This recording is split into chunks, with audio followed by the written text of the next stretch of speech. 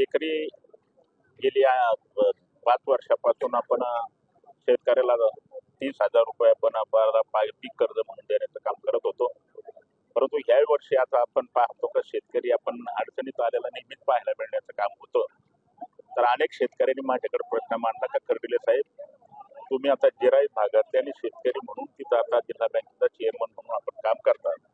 तर आमची एकच अपेक्षा आहे, आता मार्च एंडिंगला सगळ्याला लोकांना आता कर्ज भरण्याचं काम करायचं आहे.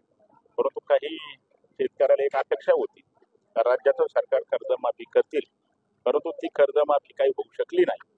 मग कमीत कमी आम्हाला आता जी काय आम्ही कर्ज भरतोय त्याचं जे काही व्याजाचा मोठ्या प्रमाणामध्ये भूदंड येतोय, मग कमीत कमी आम्हाला जी काही रक्कम भरली तेवढी रक्कम तरी आम्हाला प्रत्येकाला शेतकऱ्याला परत मिळाली पाहिजे. म्हणून आम्ही 10,000 रुपयाची आपण घोषणा केली आणि 10,000 रुपये आपण आता जेवढ्या शेतकरी कर्ज आता मार्केटिंगला भरतील तेवढ्यांना सुद्धा त्याचा लाभ नक्की निश्चितपणे मिळण्याचं काम होईल. एवढंच या निमित्ताने आपल्याला सांगू इच्छितो.